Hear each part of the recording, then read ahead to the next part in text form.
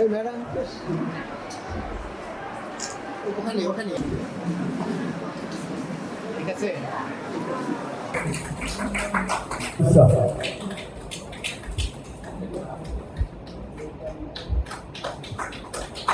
আরিফুল ইসলাম রাফা ফাইয়াজ ইসলাম Waheeda ফিহাম। জেনেক্সে shift করো, লাইফকে lift করো। আপনারা দেখেছেন যে যেসব বাচ্চারা পুরস্কার পেয়েছে তাদের থেকে তারা হয়তো বুঝেই না যে তারা কি করতেছে, কিন্তু তাদের পিতামাতার মুখের হাসি, তাদের এক্সপ্রেশন দেখলে কিন্তু মানে মনটা ভরে যায়। তো এই যে জিনিসটা, যে একজন ভালো সন্তান যদি আমরা তৈরি করতে পারি, তাহলে বাপ মারও কিন্তু গর্বে মুখটা উজ্জ্বল হয়।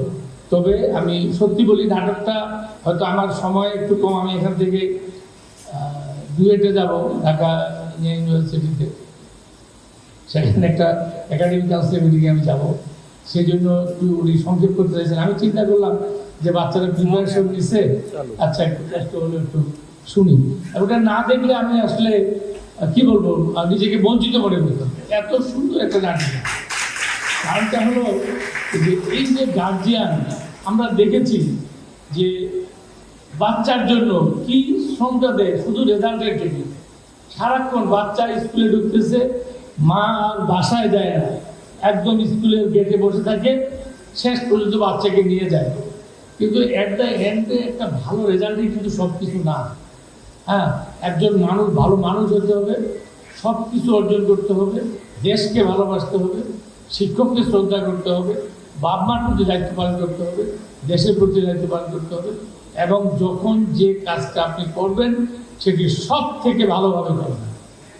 যে কাজটি আপনি করবেন সেটি আপনি সব থেকে ভালোভাবে করবেন। এটা কিন্তু রাসূলুল্লাহর একটা হাদিস, যে আপনার সব কাজটা আপনি সব থেকে উত্তমভাবে করবেন। তো কাজেই আমি মনে করি যে এই রাজু কলেজ যে কাজটি করতেছে, এবং এটি একটি অনন্য কলেজ, এখানে ভর্তি হতে পারা একটা সৌভাগ্যের ব্যাপার। কিন্তু আমি তো মনে করি আসলে বাংলাদেশের প্রতিটি শিক্ষা প্রতিষ্ঠানেই এরকমই হবে, এইভাবে হবে। কারণটা কি, আমরা কিন্তু ওনার সঙ্গে অনেক আলাপ হচ্ছিল। আমার মেয়ে শহীদ জানুয়ারি পড়তো, সেখানে কিন্তু ওই নার্সারি থেকে বাচ্চাকে ভর্তি করে এবং তারা গ্রো আপ করে। তো অনেক কোনো ইন্টারভিউ দেয়, এখন তো কোথাও ইন্টারভিউ নেয়, লটারি হচ্ছে, সেটা পরে আসে।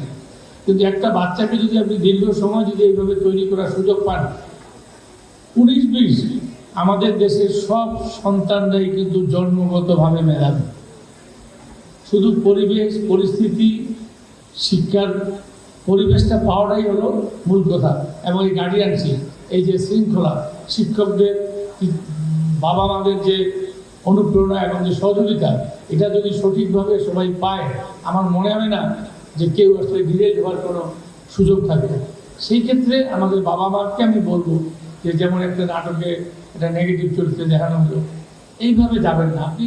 বাচ্চাকে আমি আমি আমি নিজে ফিল করি যে আমিও ওটা আমার বাবা মা চাপা দেয়নি, আমরাই তখন ভাবছি ডাক্তার হতে হবে, নাহলে ইঞ্জিনিয়ার হতে হবে, শিক্ষক হতে হবে। কিন্তু আমি মনে করি আমি যদি বেসিক্যালি আইনজীবী হতাম তাহলে ভালো করতাম। এখন মনে করি মানে মানুষ আসেন একটা নিজের কোয়ালিটি, তখন তো বুঝি একদম হয়ে গেছি, কিন্তু এখন আমি ফিল করি যে আমি যদি আসলে আইনজীবী হতাম বেটার হতো। তো কাজেই অ্যাকচুয়ালি বিদেশি কিন্তু তো এটাই, বিদেশি কিন্তু কোনো বাচ্চাদেরকে কোনো জায়গায় এইভাবে সিলেক্ট করতে হয় না, সে তার মতো মেধা দেখে সেই কিন্তু আস্তে আস্তে সিলেক্ট হয়ে যায়। এবং আমরা তো ভাবি যে আমাকে এই হতে গেলে সায়েন্স পড়তে হবে, এটা কমার্স করতে হবে। অবাক করে ব্যাপার, আমাদের ফ্রেন্ড যে মেকানিক্যাল ইঞ্জিনিয়ারের, কালকে আমরা একটা প্রোগ্রাম করলাম, সে আমেরিকায় যে সে সিভিল ইঞ্জিনিয়ারিং করে সে লেখাপড়া করে সে ওইখানে সে ভালো করতেছে, খুবই ভালো, মানে সে মানে ওখানে সে অ্যাওয়ার্ড পাওয়া ইঞ্জিনিয়ার। তাহলে রেজাল্টে কী দেয়?